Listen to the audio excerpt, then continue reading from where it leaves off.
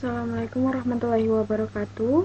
Saya Emma Apriliana, NPM 2017-83-00003 dari Program Studi Pendidikan Matematika STKIP Kusemanegara, Jakarta.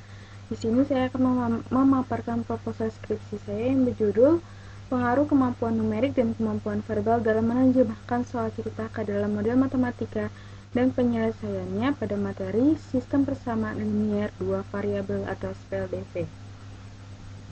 Masuk ke bab 1, latar belakang. Menguasai matematika adalah kunci untuk membuka jalan menuju pengetahuan lain. Oleh karena itu, pengajaran matematika memerlukan perhatian khusus. Menurut Amir, matematika adalah ilmu yang abstrak dan mengandung logika, sehingga siswa dituntut untuk memiliki multiple inteligensi atau kecerdasan ganda. Kecerdasan ganda tersebut dapat membantu siswa untuk memahami pelajaran matematika yang sering dianggap sebagai mata pelajaran yang sulit. Dengan demikian, diperlukan kemampuan dasar matematika yang berkaitan dengan kecerdasan ganda berupa kemampuan verbal dan kemampuan numerik. Kemampuan verbal dibutuhkan dalam pemecahan masalah matematika, salah satunya adalah soal cerita.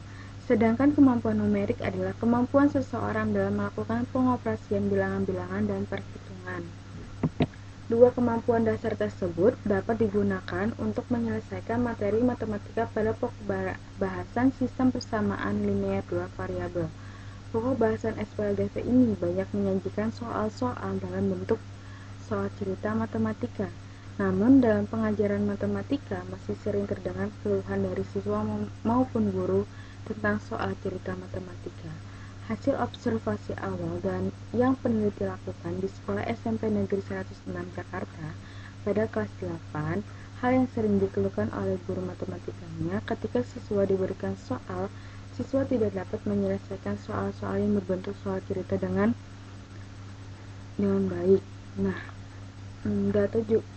saya juga mendapatkan data bahwa dari 36 siswa, ada 15 siswa yang nilai ulangan harian pada materi SPLDV-nya masih di bawah KKM. Hal tersebut bisa jadi dapat dipengaruhi oleh kemampuan dasar matematikanya yang rendah. Oleh karena itu, perlu diadakan tes kemampuan dasar dan matematika untuk mengukur kemampuan dasar yang mencakup kemampuan verbal dan kemampuan numeriknya. Identifikasi masalah. Berdasarkan latar belakang masalah di atas, berikut adalah beberapa masalah yang dapat diidentifikasi. Yang pertama, apakah pembelajaran matematika tentang soal cerita sangat sulit dikerjakan? Yang kedua, apakah kecerdasan ganda dapat membantu dalam penyelesaian soal cerita matematika? Yang ketiga, apakah kemampuan verbal dalam diri siswa dapat mempengaruhi dalam menerjemahkan soal cerita ke dalam model matematika dan penyelesaiannya pada materi SPLDV. Yang keempat, apakah kemampuan numerik dalam diri siswa dapat mempengaruhi dalam menerjemahkan soal cerita ke dalam model matematika dan penyelesaiannya pada materi SPLDV. Lalu batasan masalah, maka perlu adanya pembatasan masalah agar lebih terfokuskan pada permasalahan yang akan diteliti.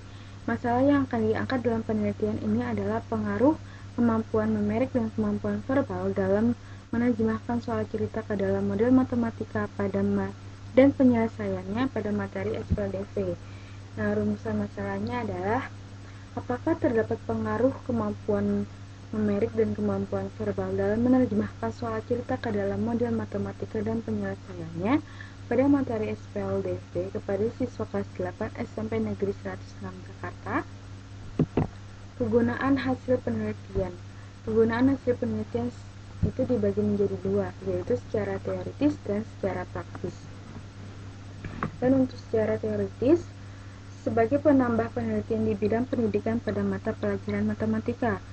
Lalu yang kedua, dapat menjadi inspirasi bagi peneliti untuk melakukan penelitian di bidang pendidikan khususnya di mata pelajaran matematika dan menjadi referensi khusus bagi peneliti selanjutnya yang akan mengkaji masalah yang relevan dengan masalah yang ada dalam penelitian ini.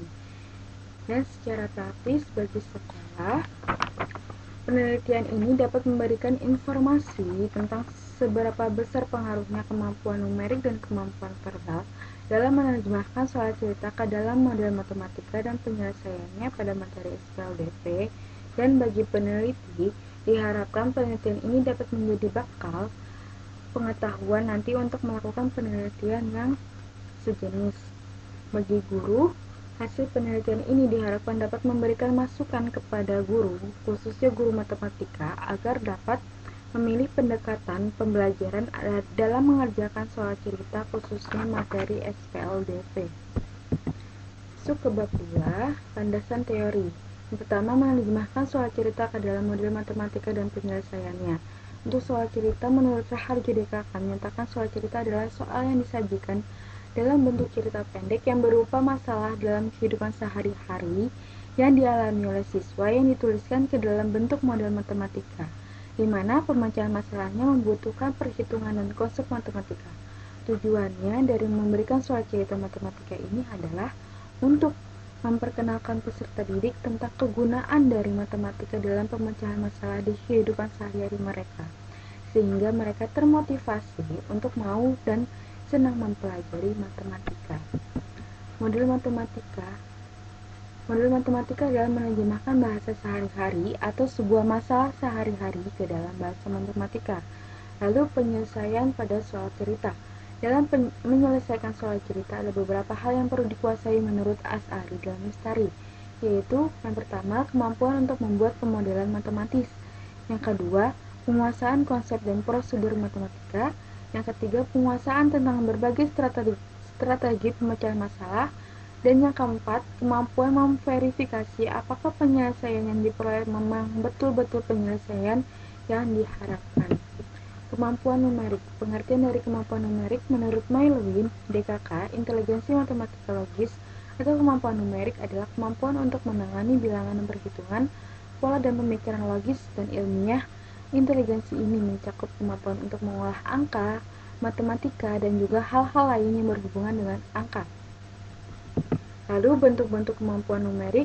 Fanani menyatakan bahwa bentuk-bentuk kemampuan numerik meliputi yang pertama tes pola bilangan atau deret hitung, yang kedua tes hitung biasa, dan yang ketiga tes abstraksi berhitung atau logika bilangan. Pengertian dari kemampuan verbal. Menurut Safrina, kemampuan verbal adalah kemampuan yang berhubungan dengan penggunaan bahasa dan kosakata, baik yang tertulis maupun yang diucapkan. Bentuk tes kemampuan verbal matematika. Untuk memahami makna yang terkandung dalam simbol matematika ke dalam bahasa sendiri disesuaikan dengan tingkat perkembangan intelektual seseorang.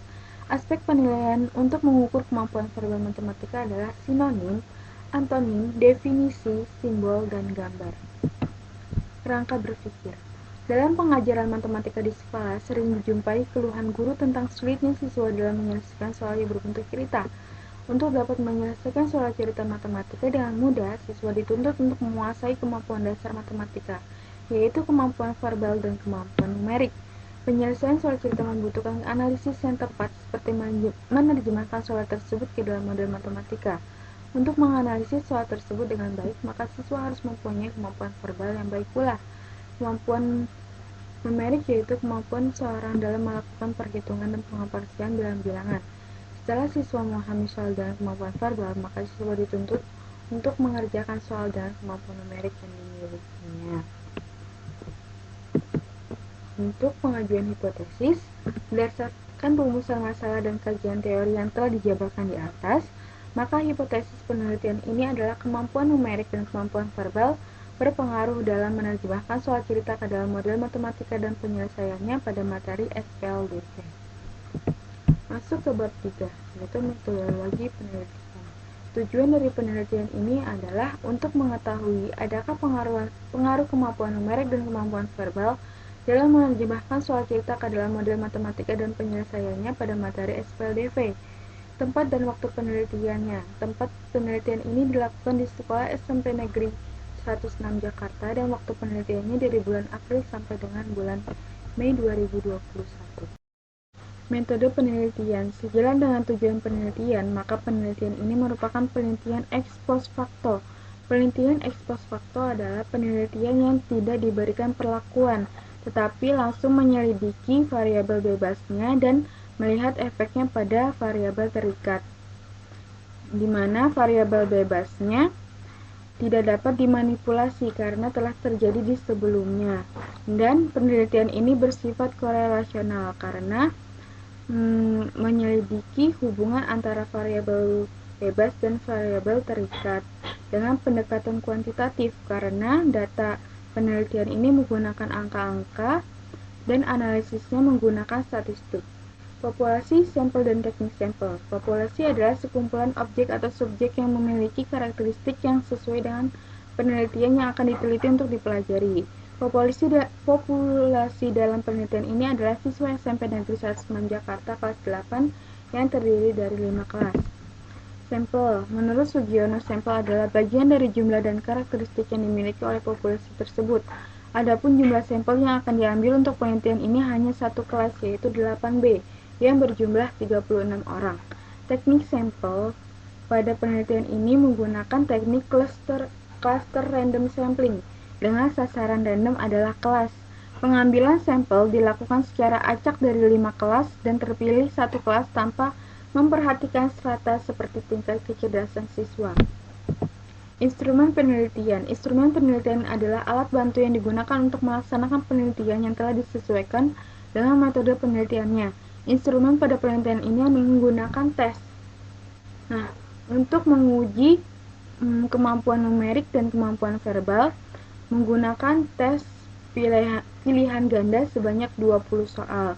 Sedangkan untuk menguji kemampuan menyelesaikan soal SPLDV, menggunakan tes uraian sebanyak 4 soal. Nah, lalu soal-soal tersebut diuji instrumen. Uji instrumen ini ada uji validitas. Nah, untuk kemampuan numerik dan verbal menggunakan rumus koefisien korelasi biserial atau RPBIS. Sedangkan menyelesaikan soal SPLDV menggunakan rumus korelasi produk momen.